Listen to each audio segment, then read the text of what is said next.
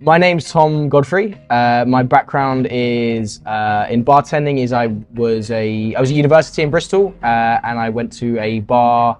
My favourite bar in Bristol was a bar called Red Light, a really classic style bar, and I fell in love with it there. It was this real classic speakeasy.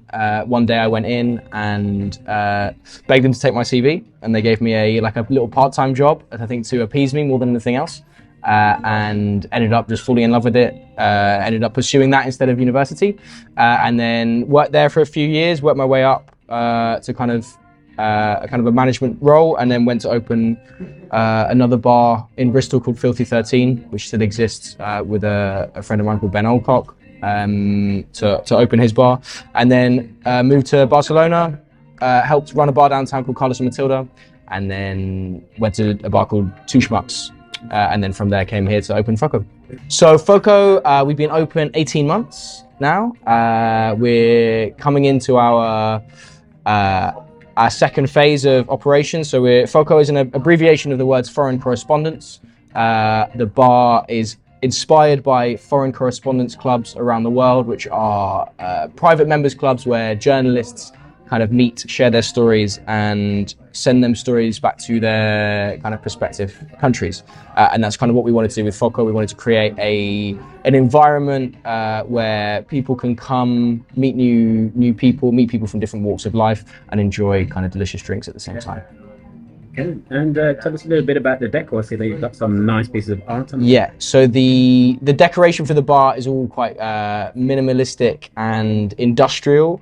We've thought a lot about it. For example, we have no back bar. All of our surfaces are on one plane, like one height, so your eye is not distracted by too many things. And then for all the artwork, they're all friends. We're like half gallery, half bar, so all of our artwork is up for sale as well, and they're just all friends of the bar, basically, either regulars that we have developed since opening or kind of long-standing friendships. And some of the pieces are like even bespoke to the bar. And when I come here, what kind of drinks would I expect? So our kind of stalwarts, the main drinks that we do a regularly kind of rotating menu, but our inspiration comes from classic drinks. And what we do is we modernize those drinks using either new ingredients, techniques, or ways of manipulating flavor. But you can expect simple aesthetics with delicious complex liquids. And tell us a little bit about the area. So the area that we're in Barcelona, but the specific neighbourhood that we're in is in the north of the city, called Gràcia. Gràcia is a really different neighbourhood to the other ones. The more commonly visited areas in Barcelona, which is more like Born, Gótico, and stuff like this, where Gràcia is a lot more local, Catalan Spanish, neighbourhoody, more like a town outside of the city kind of feeling. And that's what the history of it was. It was a town that Barcelona caught up to, so which means you get a really nice mix of locals and expats that have kind of settled here in Barcelona. And what about yourself? What are your plans for the future?